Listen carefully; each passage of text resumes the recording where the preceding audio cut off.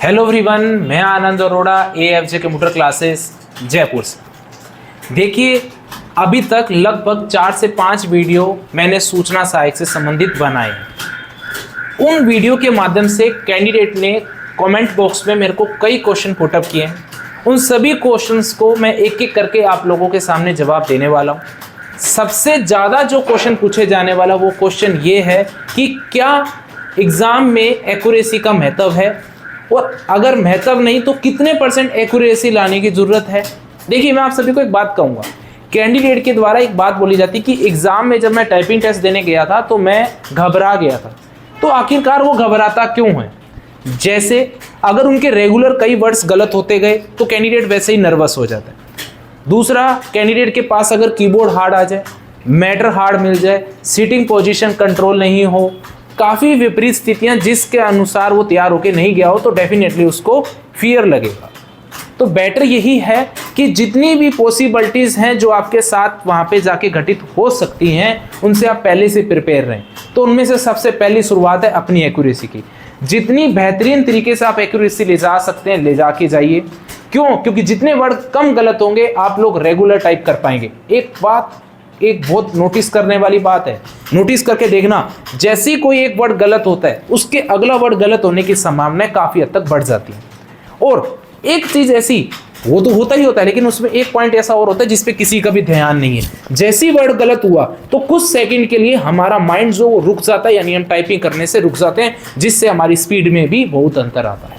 तो कोशिश यही कीजिए कि कोई भी वर्ड आपका गलत नहीं हो, बैकस्पेस यूज नहीं किया जाए, ये चीज़ ध्यान रखिएगा। क्योंकि टाइपिंग एक सब्जेक्ट नहीं है, वो हैबिट है। अगर आपकी बैकस्पेस दबाने की आदत लग गई तो मान के चलिए कि आप लोगों को एग्जाम में दिक्कत आ सकती है। क्यों? क्योंकि पिछले 2013 के अंदर टाइपिंग का पैटर्न अलग था, 18 में अलग था, और 2023 वाले पैटर्न में भी अलग होगा। वो ये हो सकता है कि आप लोगों का हाईलाइट भी नहीं हो और बैकस्पेस भी नहीं हो। सोच के देखिए, आप लोग इसके यूज करते हुए जा रहे हो, अगर ऑन दी सपोर्ट आपका वहाँ पे बैकस्पेस और हाईलाइट नहीं हुआ और स्क्रॉल भी मैनुअल करना पड़े तो आपके साथ में कितनी दिक्कत हो सकती है। तो ध्यान रखिए, बी रेडी। उसके बाद अगला क्वेश्चन है यहाँ पे, क्या एग्जाम में हाईलाइट होगा या नहीं होगा? आप ये मान के चलिए एग्जाम में हाईलाइट नहीं होगा, बैकस्पेस भी काम नहीं करेगा और आपको स्क्रॉल जो है वो भी मैनुअल करना पड़ेगा। अगला जो कैंडिडेट का क्वेश्चन था कि आपके सेंटर में कैंडिडेट के मार्क्स कितने आ रहे हैं, तो इसका जवाब ये है कि 80 नंबर से लेकर 110 तक मार्क्स आ रहे हैं। अब कैंडिडेट का इसके अगला क्वेश्चन ये कि क्या हमें टाइपिंग करनी चाहिए या नहीं करनी चाहिए।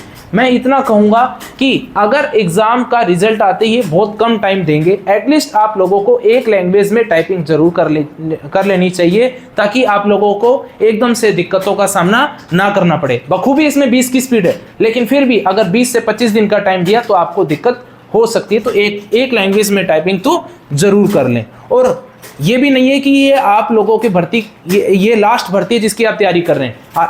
आने वाली ऐसी कई भर्तियां हैं जिसके अंदर टाइपिंग टेस्ट मांगे गए हैं, जिसके अंतर्गत 70 तक की स्पीड मांगी गई है। जो अभी राजस्थान हाई कोर्ट के अंतर्गत वैकेंसी आई है सिस्टम असिस्टेंट के अंदर, उसके अंदर लगभग 67 की स्पीड से ही है। तो आप लोग, ऐसा नहीं है कि आखिरी भर्ती है और आप अगर इसमें फेल हो गए तो आप आगे तैयारी नहीं करेंगे। तो आप लोगों को टाइपिंग को रेडी करके रखना चाहिए, आज इस भर्ती में नहीं तो किसी और भर्ती में आपके जरूर काम आएगी। अगला क्वेश्चन है कि हमारी एग्जाम में स्पीड किन किन कारणों की वजह से घट सकती है। क्या कीबोर्ड पे आप लोगों की स्पीड घट सकती है? जरूर, कीबोर्ड की वजह से स्पीड घट सकती है, मैटर की वजह से, रूल रेगुलेशन की वजह से, सीटिंग पोजीशन की वजह से, लास्ट 7 दिन की जो स्ट्रेटेजी है उसके वजह से भी आप लोगों की स्पीड घट बढ़ सकती है। अब एक कैंडिडेट का क्वेश्चन एक और है कि क्या सर, हमने अब टाइपिंग एग्जाम सेंटर इंस्टीट्यूट जाके सीख लिया है कि क्या मुझे अब सेंटर जाने की जरूरत है, क्योंकि एग्जाम काफ़ी दिनों बाद होने की संभावनाएं हमें लग रही है। तो मैं आपको ये कहूँगा, इंस्टीट्यूट जाने की जरूरत नहीं है, आप लोग घर पे ही प्रैक्टिस करते रहें। जैसे ही एग्जाम की डेट आती है अब तुरंत एक ऐसा इंस्टीट्यूट ज्वाइन करें जहां पे आप लोगों को एक ग्रुप टेस्ट का एनवायरनमेंट मिल सके।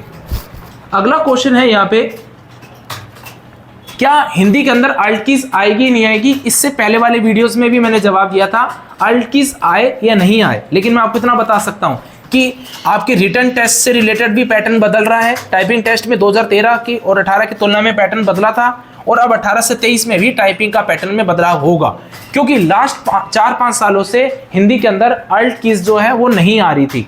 लेकिन अब रिसेंटली एक वैकेंसी गई है राजस्थान हाईकोर्ट स्टेनो के अंतर्गत, जिसके अंतर्गत अल्ट कीज आई है, तो ये मान के चलिए इस भर्ती में भी आ सकती है।